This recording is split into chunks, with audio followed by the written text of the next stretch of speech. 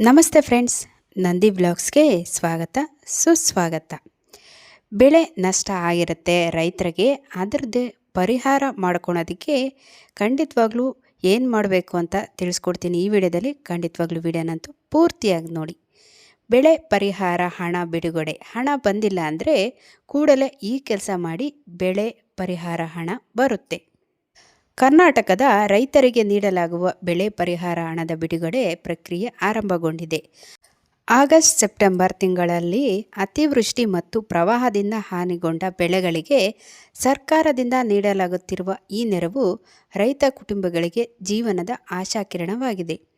ಬೆಳೆ ಪರಿಹಾರ ಹಣ ಬಿಡುಗಡೆ ಪ್ರಮುಖ ಮಾಹಿತಿ ನೋಡೋದಾದರೆ, ರಾಜ್ಯ ಮತ್ತು ಕೇಂದ್ರ ಸರ್ಕಾರಗಳ ಸಹಯೋಗದಲ್ಲಿ ಸುಮಾರು 3 ಲಕ್ಷ ರೈತರ ಬ್ಯಾಂಕ್ ಖಾತೆಗಳಿಗೆ 250 ಕೋಟಿ ರೂಪಾಯಿಗಳಿಗಿಂತ ಅಧಿಕ ಹಣ ಬಿಡುಗಡೆ ಮಾಡಲಾಗಿದೆ.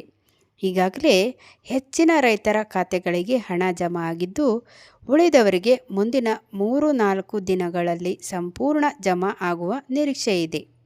ಯಾವ ಜಿಲ್ಲೆಗಳಿಗೆ ಎಷ್ಟು ಪರಿಹಾರ ಅಂತ ನೋಡೋದಾದರೆ, ಅತ್ಯಧಿಕ ಹಾನಿಯಾದ ಉತ್ತರ ಕರ್ನಾಟಕದ ಜಿಲ್ಲೆಗಳು ಪ್ರಾಮುಖ್ಯತೆ ಪಡೆದಿವೆ. ಕಲಬುರಗಿ, ಯಾದಗಿರಿ, ಬೀದರ್, ವಿಜಯಪುರ, ರಾಯಚೂರು, ಬಾಗಲಕೋಟೆ, ಧಾರವಾಡ, ಗದಗ ಮತ್ತು ಬೆಳಗಾವಿ ಪ್ರದೇಶಗಳಲ್ಲಿ ಒಟ್ಟು 3,26,183 ರೈತರಿಗೆ 3,24,205 ಹೆಕ್ಟೇರ್ ಬೆಳೆ ಹಾನಿಗೆ ಪರಿಹಾರ ಘೋಷಿಸಲಾಗಿದೆ. ಪಾವತಿ ಪ್ರಕ್ರಿಯೆ ಅಕ್ಟೋಬರ್ 30ರಿಂದ ಆರಂಭವಾಗಿದೆ.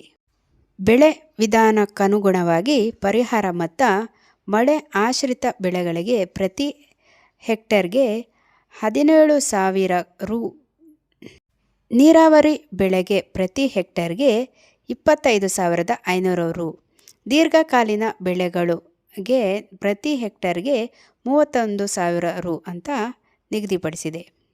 ಹಣ ಬಂದಿಲ್ಲ ಅಂದರೆ ಏನು ಮಾಡಬೇಕು ಅಂತ ನೋಡೋದಾದರೆ, ನಿಮ್ಮ ಖಾತೆಗೆ ಇನ್ನೂ ಪರಿಹಾರ ಹಣ ಬಾರದಿದ್ದರೆ ಈ ಹಂತಗಳನ್ನು ಸಹಾಯ ಮಾಡುತ್ತವೆ.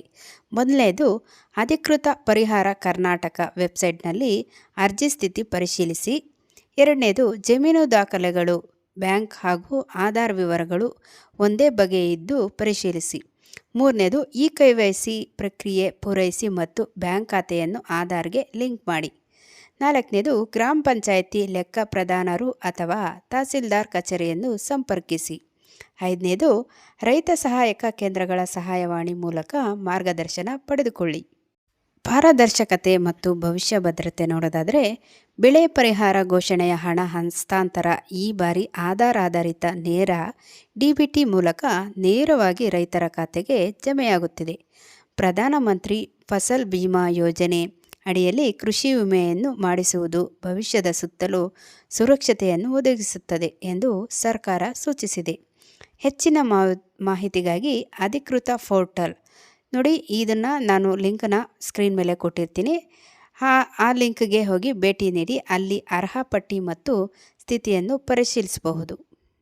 ನಿಮ್ಮ ಅರ್ಜಿ ಸರಿಯಾದುದೇ ಆದರೆ ಮತ್ತು ದಾಖಲೆಗಳು ಸರಿ ಇದ್ದರೆ ಬೇಗನೆ ಪರಿಹಾರದ ಹಣ ನಿಮ್ಮ ಖಾತೆಗೆ ತಲುಪಲಿದೆ. ಅಗತ್ಯ ಕ್ರಮಗಳನ್ನು ತಕ್ಷಣ ಕೈಗೊಳ್ಳಿ. ನಿಮ್ಮ ಹಕ್ಕು ಮರೆಯಬೇಡಿ. ಖಂಡಿತವಾಗ್ಲೂ ಏನಂತ ತಿಳಿಸಿದ್ದೇನಲ್ಲ ವಿವರವಾಗಲಿ, ಖಂಡಿತವಾಗ್ಲೂ ಇದ್ರ ಮೂಲಕ ಹೋಗಿ ನಿಮ್ಮ ಹಣನ ಪರಿಹಾರ ಹಣನ ಪಡ್ಕೊಳ್ಳಿ ಎಲ್ಲ ರೈತರು ಅಂತ ಈ ವಿಡಿಯೋ ಮೂಲಕ ತಿಳಿಸ್ತಾ ಇದ್ದೀನಿ. ಇನ್ನೊಂದು ಹೊಸ ವಿಡಿಯೋದಲ್ಲಿ ನಿಮ್ಮೊಂದಿಗೆ ಇರ್ತೀನಿ. ಅಲ್ಲಿವರೆಗೂ ನಮ್ಮ ನಂದಿ ಬ್ಲಾಗ್ಸ್ನ ವೀಕ್ಷಿಸ್ತಾ ಇರಿ. ವೀಕ್ಷಿಸಿದವರೆಲ್ಲರಿಗೂ ಧನ್ಯವಾದಗಳು.